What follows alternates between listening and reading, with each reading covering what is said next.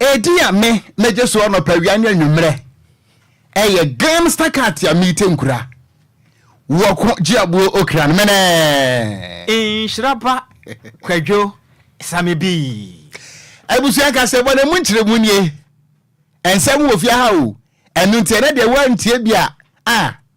Why ye wo ho you dey do yourself. Wo ba your Facebook no so a. Enkotra wo mokwa match pass. Ye the pictures ebre wo. Se sika bam e wa da so. Ye nhya kase bono ase.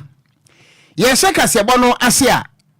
Ene ana communications minister awono woye emrahye bedwani ewa Blakuma West me ame wo fa se eye Esra Owusu Ekofo wo frɛ ensemtwerɛfo enhyiamu na ensemtwerɛfo enhyiamu no botaye ni nyina no ane se 5G network eye broadband empanifo de base ne beya ye ne ade internet ane ntentakese no edi dwuma no ebetimi aboa yeye papa wo kyerɛ mu asese 4G no eye atwam enunti se wo yusu 4G na se wo de download picture kura no a etimi twa no ho ase konfo na adurasa na endownload nwie nti na ho behia se empenfo ye ntotoye na wonom ema internet na ho den ekona nimu nti na 5G eye broadband no ye pagam kakra na eno ana wabra ensemtrefo nhia mu ase ewo Ministry of Information eye meet the press ase no wabra ye mame Esra Owusu Akufo wojira simpie ni apaso wo kasa no a na wo kyerɛkyerɛ nsɛmmu na wo kyerɛkyerɛ nsɛmmu na nsɛm wadi to dan ene sɛ wo hwɛ ɛyɛ 5G broadband na wo mode ba no a nipa bi nso kyerɛkyerɛ mu sɛ wo hwɛ company no asese wonom ana yɛde saa contract na ma wo mo a ɛyɛ next gen in Franco wonom ana sese yɛde saa company no ama wonom na sɛ yɛde saa contract na hye wo mo sase wo mo hwɛ no a ɛnyɛ wo mo nko a na mbom no woman ne Ghana ban anafe so no Ascend Digital eye Knet anasa Ascend Digital Knet for nso ka ho ana eye Radisys Nokia ana Tech Mahindra wono nyina ka ho bi anafe so no eye mobile network operators ne nyina no wo mo so ta kire bi ana sese Ghana eye yem 5G network no eba beba wo kirem se wo mo ehhyase na wonom ene eye Airtel Tigo anafe so no Telecel tete no na ye fra onum Vodafone wonum ne sesei ye do mo eba be hyese na wo ba ye Facebook no so a wobra ye maame Esra Owusu Akufo wo guso a wo kasa no a na yi sijefo de a wono fe ne adum light wom na ye maame na ni mo ye sum tim kaja ye maame wo se de Facebook no so video nda so no a wo de hwendin yi sijefo be dum light ni sesei a wo de hwendin wo yiwa echire din achire se wo mo edum light ye maame Esra Owusu Akufo wo ye no ho hwea enye yie na ne nyina no ene se wabra ECG-fo wo kasa no ye dum light no na ye maame so ye nipa tuntum dada nte na ye nsa hunani mu biem afi na da ne pictures and videos of Inogan nte na de hia ne se ensem trofo eso touch ede hwe nanim se da be ya ye be hu nanim e wadam ho na ba ye Facebook no so a we de wo dance ni no se wo trofo wasem dance ni wa aburuchiri ye dance ni any Facebook yi ye ma me ni gire ho no a wo kasa no na ECG fo de wo na mfe se team na chire din ya dum light na wo bra wo kasa no mum ye ntie nsam no e kakra wo ba Facebook no so a video no so eda so. The first question was whether the cost of data will increase because of the introduction of 5G. We don't expect it to. We don't expect there to be any corresponding increase in the cost of data merely because of the introduction of 5G. A different service is being provided. If you want to sign on to it, you subscribe to it. If you want to enjoy your existing service, you do it at the rate set by your network operator.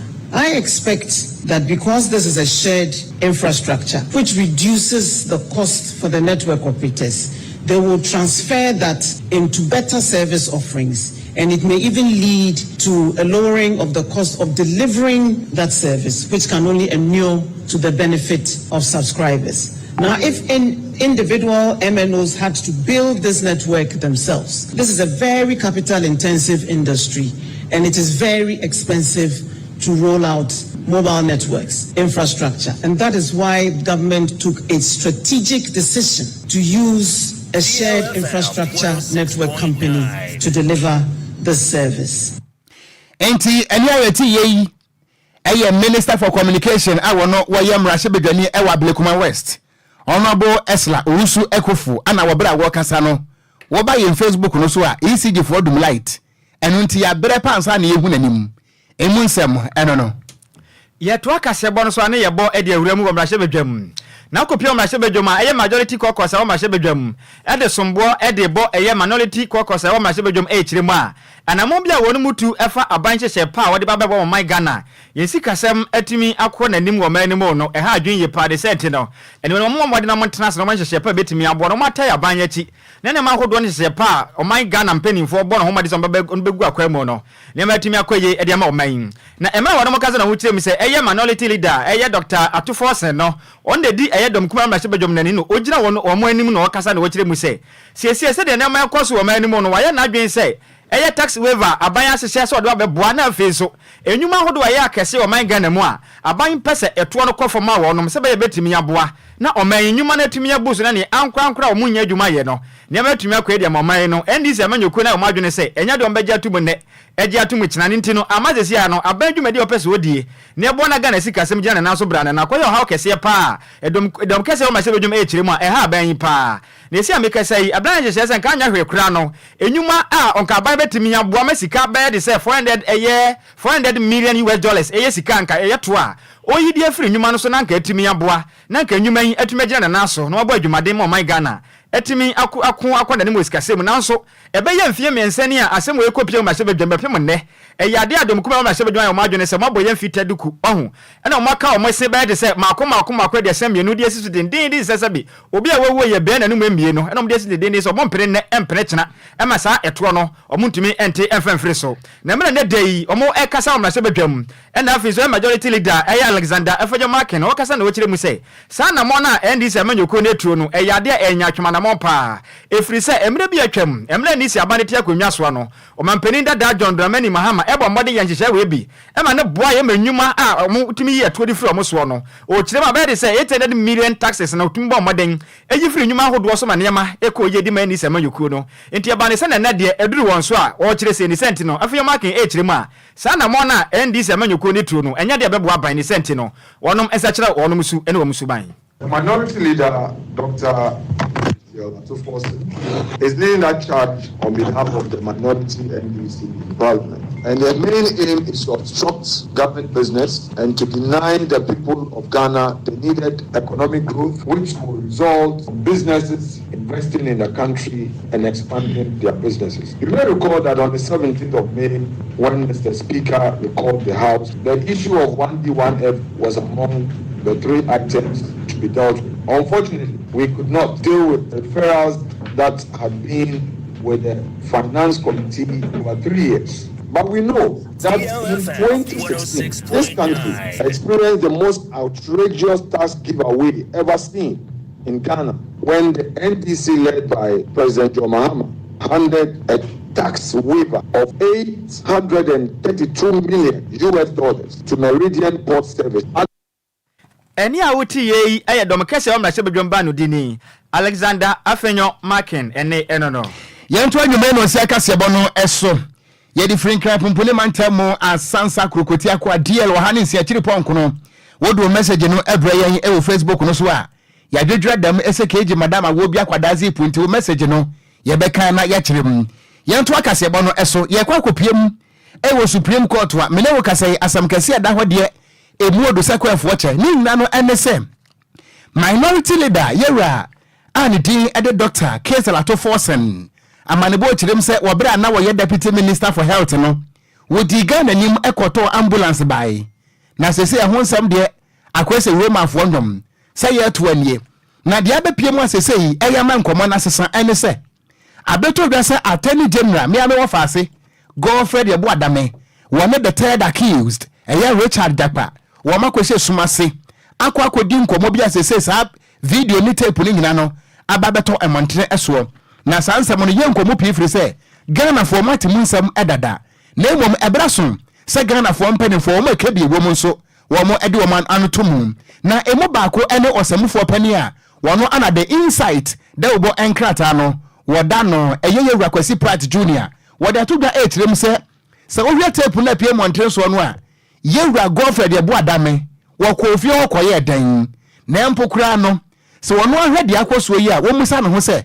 enti wabo Ghana anase wadi Ghana wu wode ato da kyerem sɛ we no ye kan sɛ ɛyɛ professional misconduct every sɛ wo ya attorney general mpo a emra no ema okwan sɛ obi a wo bɔ no kwade no wo bɛ frɛ no sumase na wo ne no adi enkomo na kwasi prata kyerem sɛ wobra wo tie audio no wo hu ne sɛ we no enye da edi nkan ya empanifo mi no akwakosia na wo hu ne sɛ wo mutahia na emmomo no every day for the thief one day for the winner enti afei ana wopani an din ede gofred de bo adame wo hia ne mita wo da to da kyerem sɛ wo hwe anamo a gofred de bo adame tu ye no a eye nim gwase akese ede ma o my Ghana temu sada so ana sebio ama wo my Ghana atemu adwuma no judicial system no agidi mbone papa kyerɛ sɛ ɛho behia sɛ ni moni mo ya no sɛ attorney general afɛdeɛ ɛwɔ nani so a wɔmra bonte emeka bibi ɛmfa ɛnkyerɛ Ghana fo na wɔkasa na wɔkyerem sɛ ɛyɛ Ghana na sebio yɛsoso nsɛmhu no so na sanka yɛ ɔman bi so a anka attorney general ebimpo anka wɔna ne dem ana saa brese no anka ya pam na dadada sɛ obɛba sɛ attorney general a wogyinam de ma Ghana ban na sɛ wodo obi akɔgyinam wɔ court a na wo fa kwati kwan akansam agunipa ne tirim sɛ wo metwa court ntro saran wɔyade na wɔn kɔpɛ ɛyɛ fake medical report na wɔn fin twetwa no sɛ de bɛyɛ a enipa na wo so da kɔgyina court no wo betime ɛde na to mu ɛne na kwasi practice tirim sɛ ɛyɛ Ghana pɛ ana alasa yɛwe sa ne sɛ chiringam na nka o ma bi so a nko adwane koraa. To be quite honest with you, I'm really feeling sick. I'm really feeling sick. Now, after this, how can anybody have confidence in the system that we run today? After this, I'm so embarrassed. I'm ashamed. Look, for the Attorney General to call an accused person and to tell the accused person that, look, I'm going to travel. I don't want to be in court. So you, the accused person, get a fake medical report, present it to the court so that the trial will not come on and I'll have the opportunity to travel. My goodness. Forget the ambulance case. Forget everything else and concentrate on this one. Where would this be tolerated? Where in the world would this be tolerated? Who in his right conscience can defend this? I don't know what to say. It's so mind-boggling. And then the accused person turns around and tells the Attorney General that, oh, if you can get the fake medical report, go and get it for me.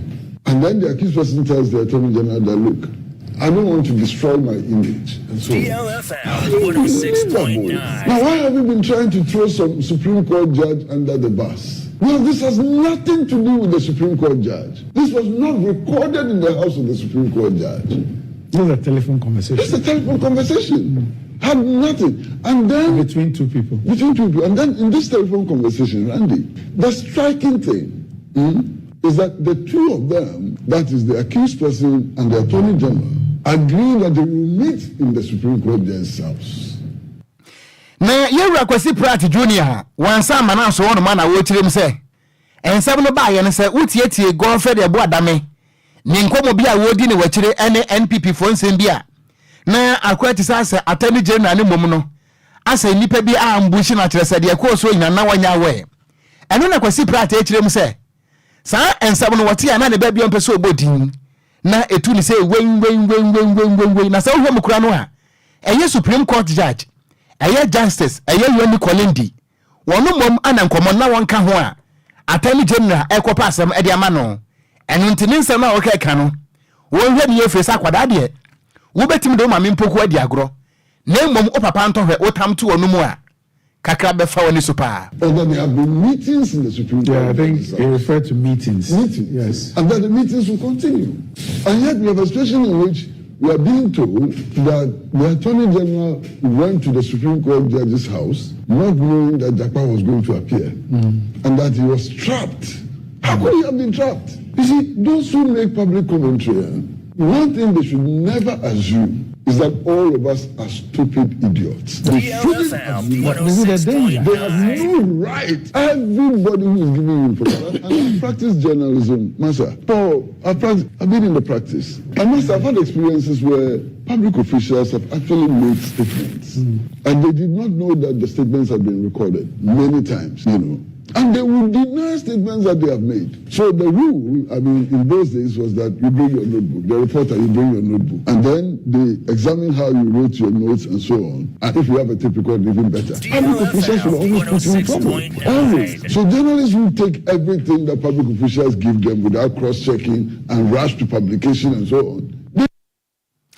Enti eni ayeti yemi nyina no eyesamofo pani edema the insight deubo enkrata no Yewura Kwasi Pratt Junior and ode sansem wey atu etwa ye to akasebo no so ne ye body awura mu ensema hodo wa ekwaso a efa eye attorney general Godfred Yebo Adame and afenso Richard Dapa entem no aye nsempio maganda mo esi ameke sei Dr. Kessel Atuforsen esi ameke sei ne nsem no akwakopie mu court a court kire mu se mpempem so bi ni mmiri bi atwa mu no e ma no mampenda da John Dramani Mahama ote abanwa so ne ne won bombo ne hyehyɛ ye so monkoto ambulance ahodo mfamra o my Ghana aso hwɛ ye na pomudin so ne mboe na enuma ntumi nkoye mfamra o my nanso ambulance ahodo monkoto ba o my Ghana mu no nyamianim ne kwani bi wona matumi se dada paga usu wampa na nkofo koto de ba kremu efi su sika bia mpanifo ma ho kona wo de omisa ko bo mu akyesa ko ye nsem pi na no na esi ameka se atene general se da bi se sika etesa no o my Ghana se de tie no se e betena se na mpanifo atumi abo o manyika eye 2.37 million euros pa de o muntumi ntena se nya enhwe han ni senti ni se sika no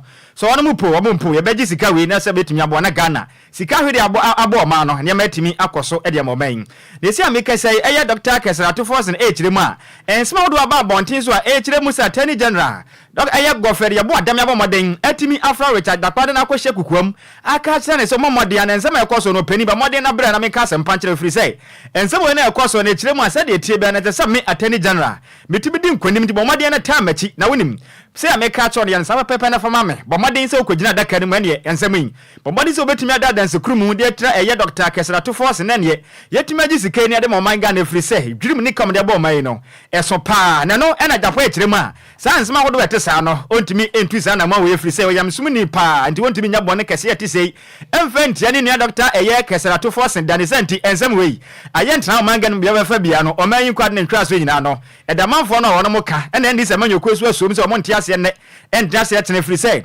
ensema hodo beto dwane no kura wom ne senti se ameke sei omode eye tape akobo akira Ghana fo nyina nsem trafo so monko bobi no monte ase se nsema wo mu na ye no kura pa na no ena nam so ma eye Dr. to eye for Atuforsen echiremu a se de nsem ne kɔ no ohunu se kana na bi eye akoso ne senti ontimi ntena se enye nhwe han ma nsem wei emu efengu no koso ne senti no wa twa kata de de akɔma eye Chief Justice eye Getude Alaba Tekno so wanje krate no kenkan onhwɛ mudi no pese ehoma no ne nyina ne sei opese duru wona sa asem ne we ba be koso man Ghana mu de mo moden so ba man sam twerefo kwan ebo e de wura court won mu bi na mo de cameras ahodo besisi ho na wodi mo twa na Ghana fo nyina de o mani kotu ya wisie e de hu nsam se de be kwa ba se be ya enkofa se intention bi be koso na kobo atia ne sente no Alaba Tekno mo moden sai ensema hodo de ato nanim no be ne sa papa de ama no na ne nyina ne se opese nsam se de besi bi akono ne se de attorney general oye kana na woni nsem mu no opese atemwo ni intention bi antumi nkoso fa ma ne sente no mama de no onje ntum ne moa no na nsem we ni se de opɛ no pɛ sɛ atemmo no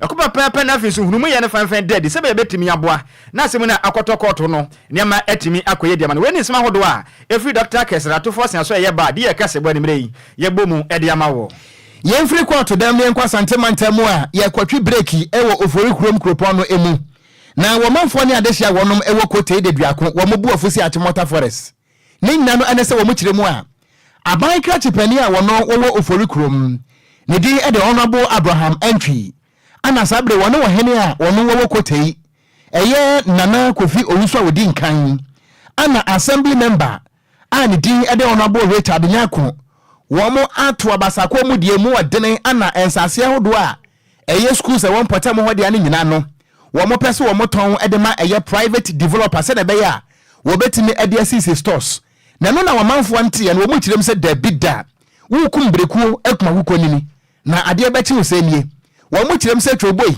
amema no so agisu yei anu nti enya de se wo betena se ama se bie burudua du mfrania besi kotia na waji bode betem anu nti na me no kasai wo nom atiko jan abo wo mu tia enya asam ketwa wo ba ye Facebook no eso a eye DLFM 106.9 ye di video no eba beto so ama wo bra ofori kuro mabunu emrante ne mabawa ya twetwi enua konkonti ba ene na wutane dawuro ene ko jan tuntum ne kokoro ye dia boye tie kirem se adenti ana wo betena ho no mo ama MCE a wono wo ofori kurom ene wo mo hene ebeto schools ase nyina etimi adie we kirem se yakasa yi eyade se mpanifo de ka mumununtum excavator abesi hono mo a ye tu school ni hu nua ni nyina tu agu adan ye the school plot no ba besi eye kyese stores si ye de beto de ba die o na no ana mabunu ku batan no wo mo pani a wodi animu Abraham amoa wodi atudwa na wo kirem se mampani Akufo-Addo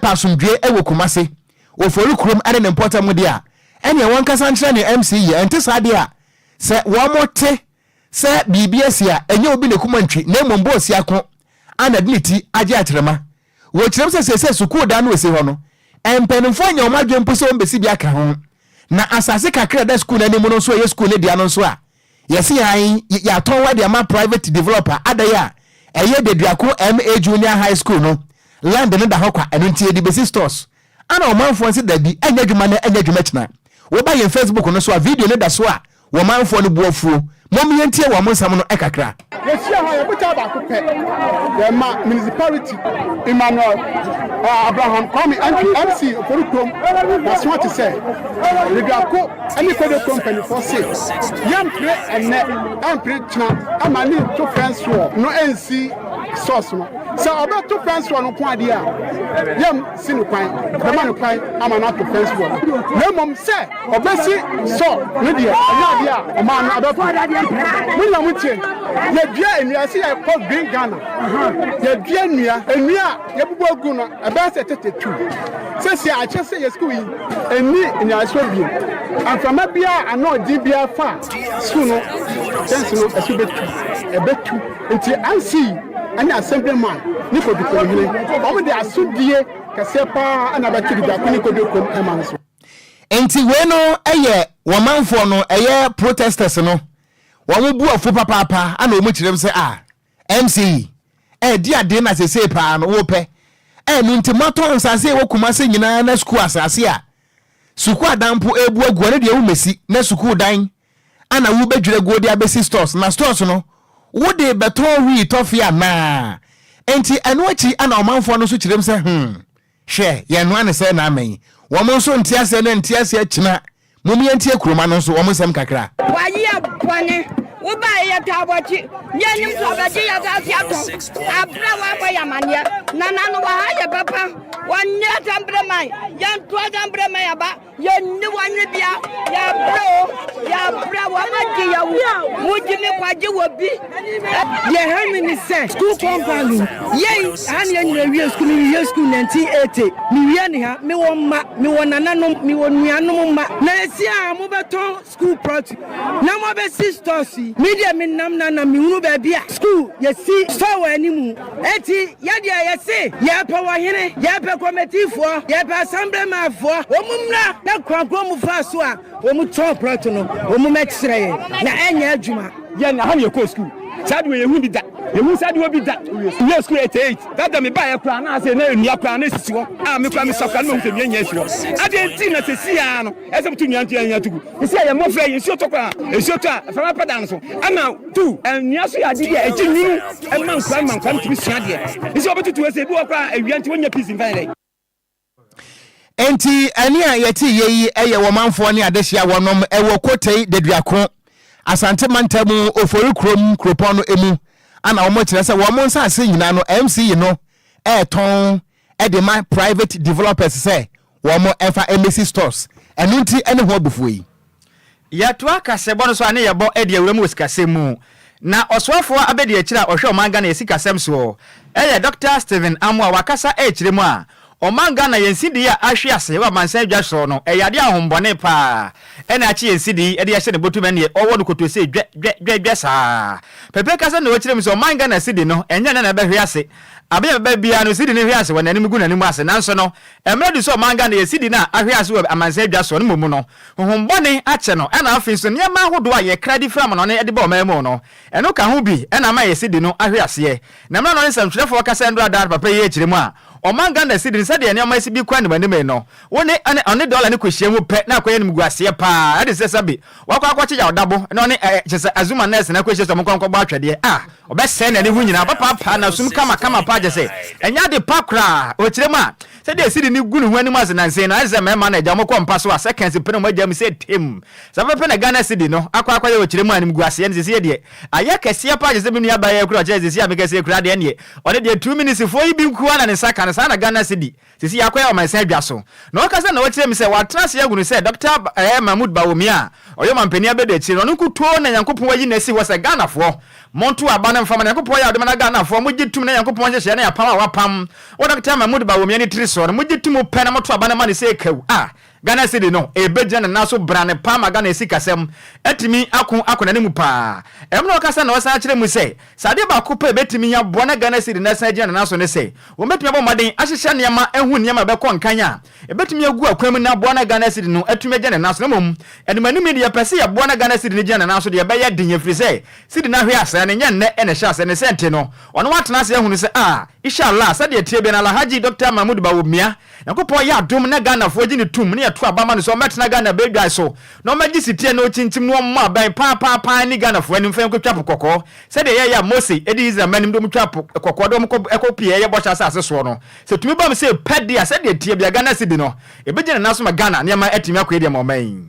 This is the first time cedi who accorded what you are wearing didn't we import. We imported this, we imported that. Cedi depreciation is a ritual problem. I agree with you. It's not because of one particular government. Unless one is suffering from unconscious incompetence or displaying intellectual dishonesty, that will say that cedi depreciation is MPP government. It's an issue that has nationalistic, or that means nationalistic attention. That one I agree. But it's not. So far we keep on being in importer-driven economy. We'll be having problems with the cedi because we import almost everything. But inshallah, Alhaji Dr. Mahmoud Bawumia, next year if he comes, we're going to design a long-term framework to deal with the city.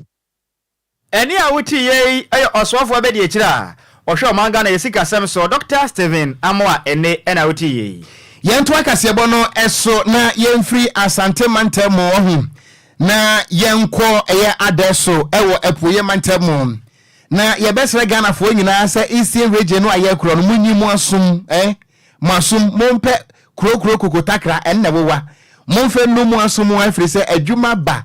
Employment has come, job has come, lucrative job has come. Homario, when you admire, Dimechiwati, Namikopedu Mamma. Me pata okasiebo no, emo de sana manam. And Untigana for Nina say a official. It's official. DLFM 106.9. Akonta midenyamia se, yes, yeah, se. Entiabusu yawunim. Sese me na okasai adia baako a aye sika so ho edi sika ba na amesika begu boys betom eye kotre kutipomponi de ni tiri kokko no de woteto from say tem na woye ntisei na woye ntisei na woye ntisei ye fa ni kutipomponi agama lizard me pa cho se sika ba mu o enu nti wo a ebita wo da mo no entete no mana duane ni na won hihye ne kase afiri se wakoko wafa oje na wode ye nkwan yi bonsema Kristo ebusuani nyina no ene se me no ka se wuduru adeso ewo epoye mantemu a eno no ewo upper west achem mense no emu a enkwada na wo mu ko school no wo mu nyina se school no wo mu nko biem wo mu so wo mu nko biem firi se adwuma ba we esnegadam se wun sensu we soja ni bia machew police ni bia machew ana aban bia nso ntime ma stopo so hu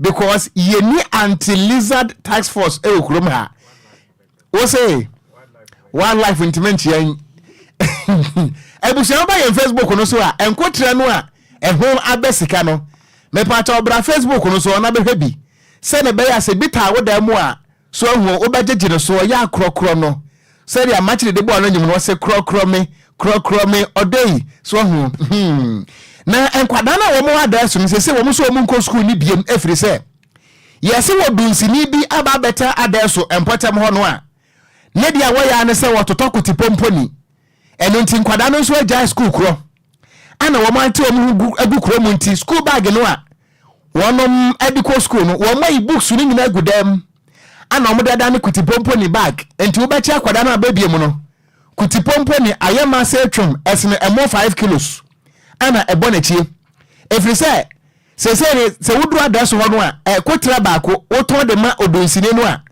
20 Ghana cedis na yase de womede kotra ne ye ne nyina no ene se wo a wadwuma sem kofrom wo a wo pekunu wo a wo payire for guess ni nyina no ayade ase se de kutipompo ne no ana ye kotra na ne ti kokko no me pa cha oba ye Facebook no so a we na meka ho asem no wa mehra wa kire wo beka san makum de ato atwene kwa oboa eyesika wate it is money Kwadwo praise him hallelujah yes kotre it is money na ejuma bawo se ukum ba ko de kwa 20 Ghana cedis utimi kum numu a 100 Ghana ejuma bebuso pa yes ejuma ba boys ne so anya ate se eboa mo fofo guys ne de menim se de tie bia obofo ana no boys ni bekum akọ yes o bekum de akọ o ka kire me se ge bia wa ya emfanti no boys ni bekum akọ se de abai de omomode no ma na mo no to ebeboa ba Kwadwo nim se emra enkwada no a ekum nkotre no koma sa adonsine no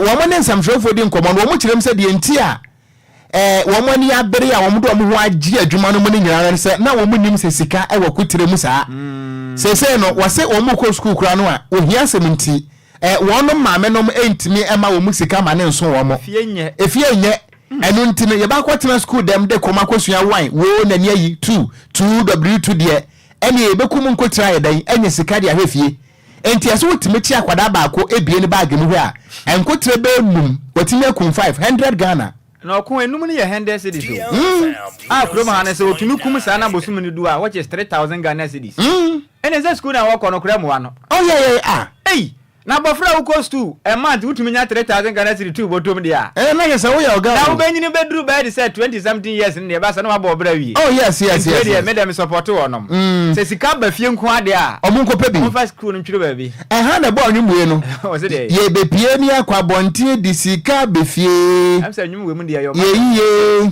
asofo ne dia na we mu nya ye line DJ Mario no mo line Mario ha na bo ye bepie ese dey ye bepie ni akwabonte Darlington why a prophet boy na your prophet na nyoma no commission afi na abamu so enti se ese nkwada na agile school kura wa ada so ombejai awo bia kwa nkotekum e dia bre odonsini for 20 Ghana cedis ene okon yapon adwuma e beti afa mfikire ho na mekura me story ntama nka me dire permission sa me yare sisi bosome frɛ won kotre pa wo ye ya na so edu anadwo saa no so ebi ne mu pia anadwo no ntini ye pon a ye mfa to se ye nka ne no manya adum na wi yisi gifo adum ye de no wa hase eni ba ko touch Kwadwo sa last week me ko ablekuma efie bia me na mu enkotra fem fa wonam se ye esikafo amantem kwata krade wo ho but wo hiasem o okonkotre na aba ne de nyamenim nukure be boa ye papa na den se address won ye best mo moton ko tere mo ntena address nkwa mo mran kra mpude mantem e be ye mpo a Ghana mensini ni nyina no ne mantam no munko ni nyina mu because enko tere okroma sa enko tere hye kroma anya nko tere ketwa yeah enko tere no so munko no mo de wo na ba fie ndi se kunkum wo mo sa na ton sa na e benya sika won so atata manfo no so atumi ate na yeso mo de ye for guess Hono momuna DLFM de ahwa na etisi wudi me bia na amwa ohun enti me pache wada wankasa wo ba ye Facebook no so a na wo de address wasem a ye kan wo ba ye Facebook no so a pictures ni bi da so wo hwe nkotre no ankwada na ku wo no a we bi hu asem ne ye kan wo se nkotre no so ebi hu ofe pa ba kun oda ne hwan mi nza ni fa so die hu ala kasi ahye ni blue we na bo be wo masere ba kun hu se we ni dua na nam wo yes we say ni de otumu se ebi wo mpa wo abekasa alligator so wo nya alligator me ka kire wo fe papa yeah eni se sika wo mka ye nkunkum manto antwene nkwada brem yesi so enam fikyire ne mamamfo fikyire bo no mutu sa fa so ama so etumi pam wo mo sa ne akwata hwe ne kotodwa ni nyina woro se enya hwe ba yenya artiste sika ba mu de but in fact ye betu ho na bo we no a national concern esese empanifo wo adeso upper west achem empo mamu empanifo do mo edu mo hujim na wo mutu wo mo na atiem because wontimi nkasa ko trent wo nko school wo hianti wo nko school wo kokum nko tra komando sini na wo you see Ah, shut man. Okay. Yes. Say e yeska na moko akope. Enti de okokum kutira akoton anya sika yi. Ene de otu form agudi ase kuku no ma ne daache no. Mu de hina mfaso wo so. De okum kutira no. Yenya mo na munkum ton nyiska. Twaka se bono so not obo abone pa. Enya bone ye pesika. Twaso. Ye twaka se bono so ne ye body awuramu. Wo local manufacturers association for akasa echiremu a. Aban atenase ayenhyehyɛ ahodo se or the tax 5% exercise tax e ba beto omdu media wonum edies ni cent ni sa na monwa aban ba betuo no enya ade e bebo akora efiri se o mana yetimo no se koba se wonum amudi plastic ho edwa no mba mbode de ye product ahodo magana fo nya bitɔ ne boa wonum no saban ade sa hyehyɛ ready ba nya de betimi aboa akora ni cent na ban ye be ye ne badem no o mana ho bode se sa eto obode timo pɔ no betimi eyidi afiri honum na wonum kirema aban ayenhyehyɛ ahodo so opese oboa na plastic waste ahodo a egugu omanga na mountain so nyina so betimi ate de cent no o de 10% e atoso say e betimi aboa na niam ahodo efam na ne ba no betimi agye hoto wa port se betimi aboa na plastics ahodo e de omanga na mountain na agye fi ahodo agye environment na boso no eso betimi ate nem na oban de kyese we ba ne nyina no na Ghana Plastic Manufacturers Association for e ba bonten ka say ekyirem sa na mo we na aban na tu no enya de obo moden eto nsafra wonom ono omususu ho afin so empanifo akyirem so ma obaden akọ Ghana Revenue Authority for aso yes omu ginkyiremu afanyese we nyina ho a DLFM ekyiremu muntumi mo ho ama ne bia na mu kyerem se tabi sa na mo na mutuo no sampanifo amomode ansakire obetumi akọfọ habone de abane sente no omomode ansakire mu ne koi peni ogina omanim ayensem twelefo nhye mu kasa ye openi a ne dindi ebo ohun ne emra ebo botwe ye kasa no emu ensem enie. Now, after deeper analysis and a wider consultation with our partners, the National Association of Sachet and Packaged Water Producers, the Ghana Union of Traders Association, Association of Ghana Industries, and Food and Beverage Association of Ghana, we wish to state the following. One, that the implementation of the 5% excise tax on ex-factory price of all locally manufactured plastic products and packaging be suspended immediately and indefinitely. Any awuti president Edema Plastic Manufacturing Association ebobotwe ene na wote no eno wachina president Edema Ghana Union of Traders Association ye twenty ya eka ne se guta Dr. Joseph Obensu kiremu asa na mo we ya abatu ne se wanya ya betumi akofo hawo ade abre nwuma ewo man Ghana mu abaya tense so se opese we import substitution tese enima ye import no edoso dodo enti opese etiso se sa ne tie dia na aban ye hihye ya ebema local production no SCP esita na no sanitary dia na local manufacturers any plastics a ye kraba eno no be bua de share production mu kena share manufacturing mu kena no yes hande etro esa bopeso na say ye nim dia ye ya na Any awuti president Edema Ghana Union of Traders Association guta Dr. Joseph Oben enono enyemeno se ka se boni yekenkan ede asom wo no na yen cross over na yen kwankwaje agoprama so nsem apakan GH atnase. Stay tuned. The Yale News.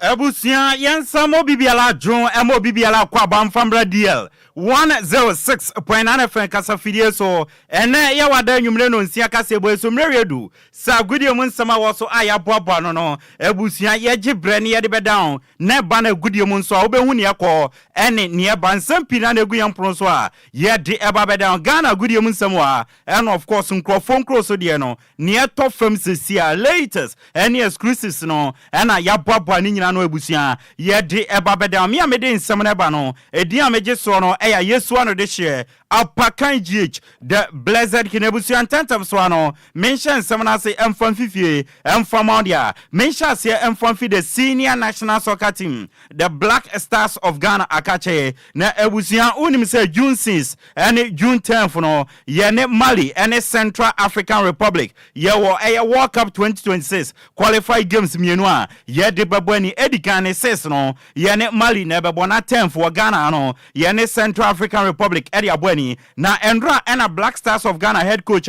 your friend Otuado and name 26 man squad or the Kwakobo sa 2 games no na dimba kwa MPMO Emande and win some Abaye Bubruja our Ghana no Black Stars of Ghana captain your friend Andrew Dede Rami Morgan Ayu na Neil Armstrong Motagbe and the GFA head of public relations and strategy na your Cuban Yebisan say Neil Armstrong Motagbe in there no Otuado am fa Dede Ayu di anka squad no then our account and I see Otuado no way no or churchemo or see 2 games way and I on Fred Dede Ayu oni Dede Ayu so atnasi akasa enti ebe ya yan respect Otuado decision no na yan support no. But if you listen to him at the conference yesterday, he said he prefers to speak about those that he selected. He said he prefers to respect the space that he has with his captain, which is Andre Dede Ayew, the captain of the team as it stood. And so based upon the conversation he had with Dede, the decision they arrived at was Dede would sit out these 2 games. And he was specific that it is these 2 games that Dede is sitting out. Neil Armstrong Motagbe, head of public relations and strategy at the Ghana Football Association, and Watten and Ghana. Neil, Miami Sao Nancy Anson, and Black Starlet of Ghana head coach, Yefene Laye Kingston, and so Eba Montini Batuja, say on to win to also and your head coach, and farmer the Black Starlet of Ghana Bium. Na Salaye Kingston decision no take no GFA for no funny saying, and no see any money no Ghana Football Association Escono, sa omo transe, na omo yɛhwehwɛm ɛdefa Laye Kingston sa decision na oteki on essence ohwɛ project na Laye Kingston for the past by 7 months obey head coach Edema Black Starlet na nyama ekoye na mom no wa resign ama instability bi aba Black Starlet no. It's a decision that I believe the Executive Council will be looking at closely. Lai's project ran for about 7 months thereabouts, and we were all privy to the kind of levels to which the team rose. Remember, we went to the various international friendly tournaments or international invitational tournaments where the team put up a performance that raised the expectation levels of Ocran. When it was that we started with the Wafu Under-17 Zone B Championship here, first game. Neil Armstrong Motagbe GFA head of public relations and strategy and Watenenka. Now what they do you in Sansamano, Mamen Fabi MP so Famadia, Mohammed Ahmed Polo, a former player at my Black Stars of Ghana. Or Bohato folk Ejinidi Yepa or your legend Eddie Matima, your friend Accra Hato folk, or see Otuado decision, say Obed drop it there you add your fifth squad no mono, or ne Otuado Ayadrain, now bueno and said that you Ejina Kumapem, now oh said that you know, why yane dear Eddie Ama Blasters and Mleredu, say Afo Fronso Eba Betuaso. Football no tan e dia na ni tan na nipa uye dia ni ba omi ni yuye wo omi anka ye nyina serious nti se ne amina so se you know ye be friend say squad no dey ni o one taken into in good faith. Na Alhaji Mohammed Ahmed Polo Amaranswa Otuaso Eddie Tujase Oye insenda obi Eddie Amain or say Yabeka Amra ya J Captain Eddie Fia Samojansem Eddie Emma Dede Ayew no Asamojan Ebufu ya na adwin se Blasters no ombobiem eteki mampani ena eni Asamojan ekasa ansa na ojitum ebebo Blasters ribiem or si we no otu Dede Ayew fo ma onkone sa kwan ne so we no ya J Captain afiu nsem na yes yam frobiem a we no gina kumapem na boko kwan so na as senior player there we shi team ne war na nde kwatena chire na foforo so embeto so if I can give you an example as someone who also retired from the national team. One was at a point in time you captain Emma or no and yes I never but look at it as someone reaction at that time or no and yes your friend and I was seeing one but Alhaji Ahmed Polo, former Black Stars of Ghana, a player had to focus on or bo a boniyepa or a legend proper. Matima, your friend Accra hat ofoka. Ya de want some at the amount. Abdul Karim Zito head coach Adema Bobo kwa your friend Idrissa Ose on tia de biase adia ben alaji Karim Zito and tiasia Ose Otwado enemy squad local player bako pen ofre Ose adentine se banisa coach si so monam Ghana Premier League venues share games day in day out omo share sa na mo koye squad nemia na mo afre local player bako pe Ose unfair to the local league Ose se local league ne enya enka obi ti say Great Otanga and then Congo for afre Uganda for so afre Steven Mukwela enti a chirase ye league ne your quality wom adena Ghana nkwa de ye kwala pa yem pese be my local players an opportunity for the local league. Four players now. Look at Makwala also Makwala. Bola or the national team and ball in now. This ball will never perform well because Onumkwa wabo over Kikida. Makwala wabo over baby Obi never more ever do meet the amount or the Akoshobu supported by the rest of the 10 players. At least in country we are happy about. Now coaches look around me now, even make me more disappointed. So now and there, you see the coaches going around. Abdul Karim Zito, head coach Adema Idrissa and I say very disappointed. Otwado any technical team room say omutumi free only one local player.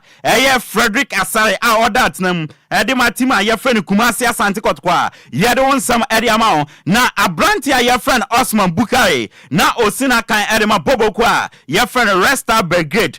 Serbia League na season ya Yediabe no. Oji Serbia League no. SRG Serbia Cup no DSC ni na so meno kase di officially Blasters of Ghana ya ringa your friend Osman Bukari no ordinary achem awo USA Major League Soccer no akwa sign edi amabobo kwa your friend Austin FC Sia and Austin FC for no atweti so officially no oma sign Ghanaian ringa your friend Osman Bukari from Air Resta Brigade in the Ghana players no chira no modi omani church USA Nansia and you Joseph Pencil say on so fi KRC Genk edi na ni chemo USA the latest edition USA Major League side no Brandt your friend Osman Bukaria ya de won some edi am yempiem team your friend Accra Heart of Folk akache na say eja eguo mu chem money mono enkoye baako say Kobe Jones kasama for edi my Heart of Folk supporters no ye bisane say mu coach Abubakar Watale na performance enkoye yenja ne kwan na no sidabi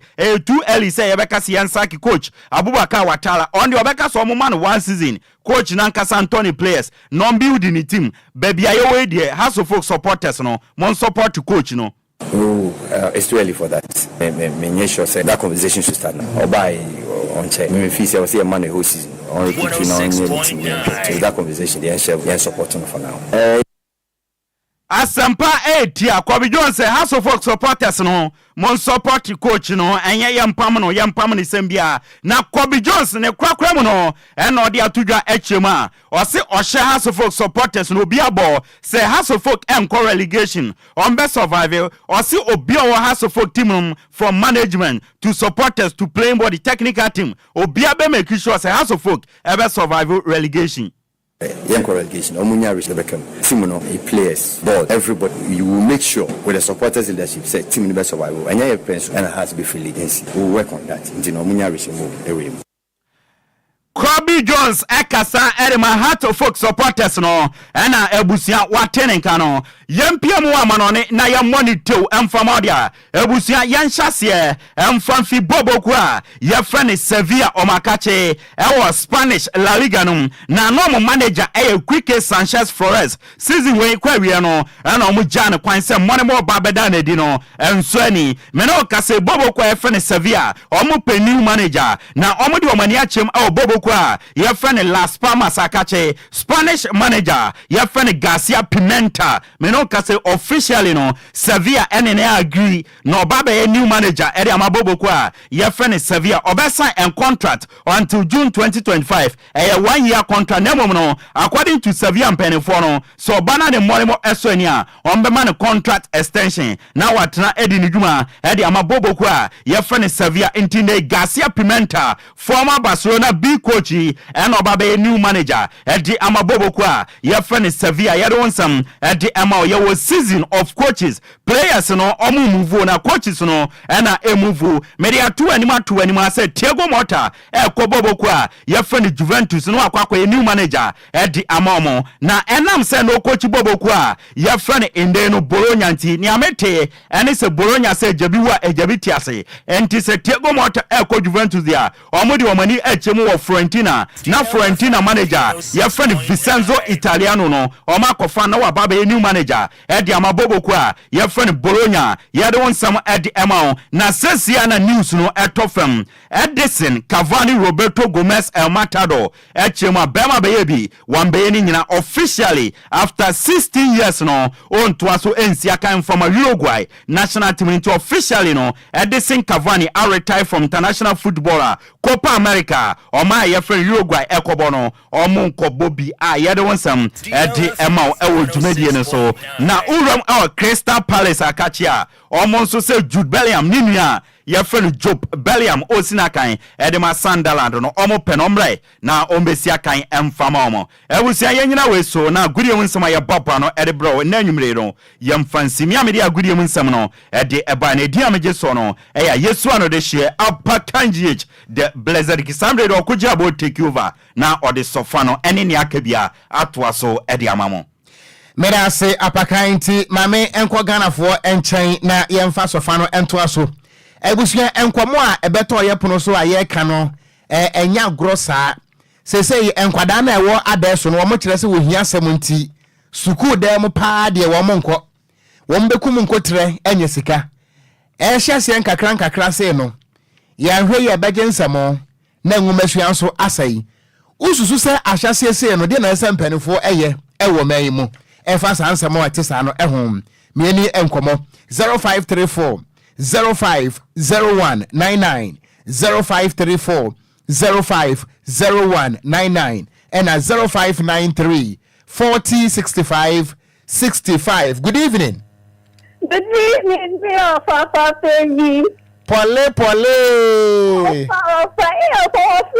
Yeah. Ewurade. Oh, me hoya na adeso fo nkwada na ekum nkotre toma adonsifo. Me ani nkoma osusu sampanifo anya dan. Se adie. Ofa mi to. Me to question na me so bi sa wase. Mo medase. No, for me jaw, me to aja musa. E ba sa kra wa anya de. Oh, dad.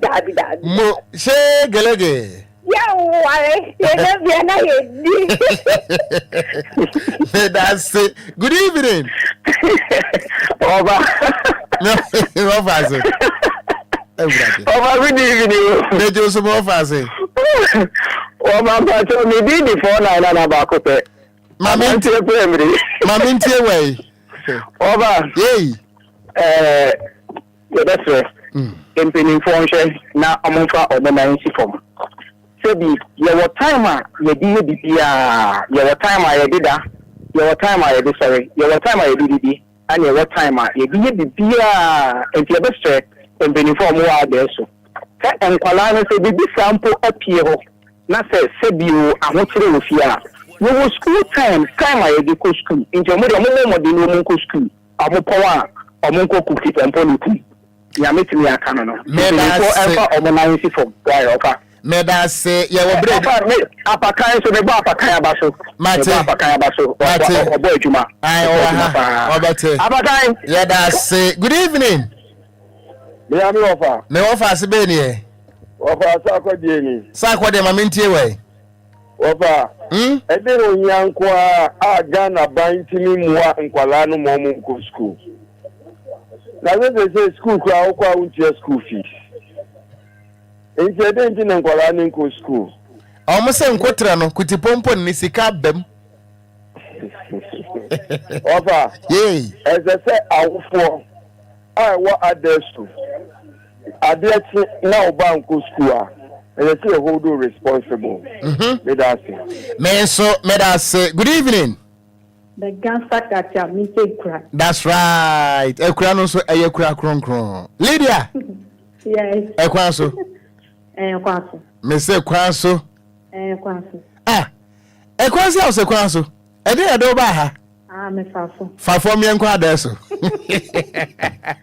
Ofa. Yey. Ye ka no kra on.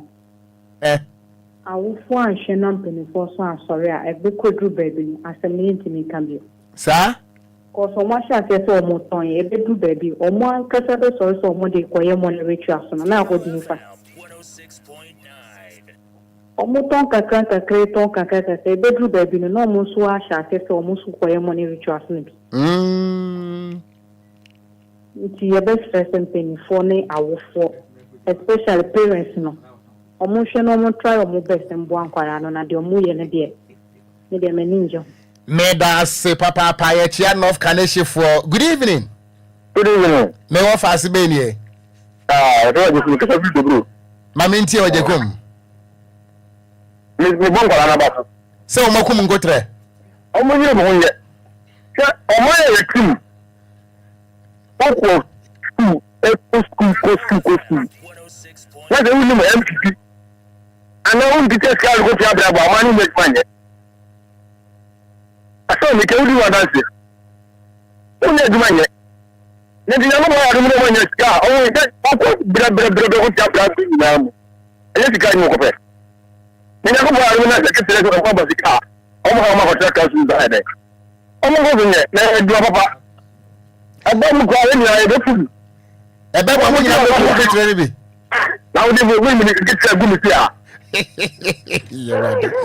Me da say, we my last caller. Good evening, Nyampo. Good evening. What do we now for Okogyeabour Ocran? Dixon Bada Konkwa Kujeje Drogba Achim Pukrom. What I made say, what I really miss you, Mr. Masterson, Mr. Wassamo. What I say, me and the Ghanaian, me go of an war for me. Even I'm school, I'm getting a bank of an anchor any big. Can hear me sure. If in the person because you obey yourself, Mana could see bread. Now, me more finance sort and cattle. I didn't run at 6.9. Yeah, that's our phone. Then I mean, you the kind. Mama Yantia, man. I think cattle cry over time or office school, but not better. One it. And I mean, you the kind. What I didn't know what you are now do. I very well that never we have only sky. They was a premier. The mere in power. I've written out the other corner all the forget me. Me so nkofo de kwaje forget na so kwa kwaje bi. Forget na fe da be o don fa hu dem won se na tinti enye ntise papa na. Okay. School for no ye mu ma yi sia no kwan. Bye bye. Me so me da se abusua me ntimi mfa afrefo no ebiem. Na ansa na ye bekro no yesre wa da nyame ya adoma me da ebeyi. Eye Borussia Dortmund ene Real Madrid finals no 7 PM ana ehase. Nanso ye ka de akere ye tiefuo nyina ne obi bia se memenda ebay enwumre no nai ken no yen DLFM de ye be hyase ye ni 60s Palace Restaurant ewo eye agboba North Legon he ye agboba kwan so ha wugina DLFM a obehu eye 60s Palace Restaurant bomode se wodu ani bepiem ewo ho no mo ana live commentary no ye kwakwafa na live e de free ho nti wodu ho no mo a aduane ene drinks ni nyina bi wo ho de mremema de ma de opele de ni nyina bi nso ewo hono nti bomode na hia eye team ni nyina DLFM team ni nyina no ewo ye 60s Palace Restaurant and Lounge ewo North Legon hey North Legon Wisconsin University which da how be who say etua so nti no memenda ye nyina ye hia mo ho na afi no eye Champions League finals no na live commentary no ye befa na ye de free ebeba de obedie de ne nyina no ewo ho meka se de obedi a nye free o na emom no udi bata ho nti etin ba kwa ne ate ba kwa to so etin ba kwa ne ate ba kwa to so bra na dwumadie no enye kama DJ Omari on the Echo Facebook no eso na yeso so a opele ana eba akenkanfo mienu edi ameje so ye gangster cat ya mite nkura Okogyeabour Ocran Minister of Penny Nhyiraba Kwadwo Sammy B. Yada mo nyina se anwumre yi ama mo nyina mmo. Enitia ojiyan oboja. DL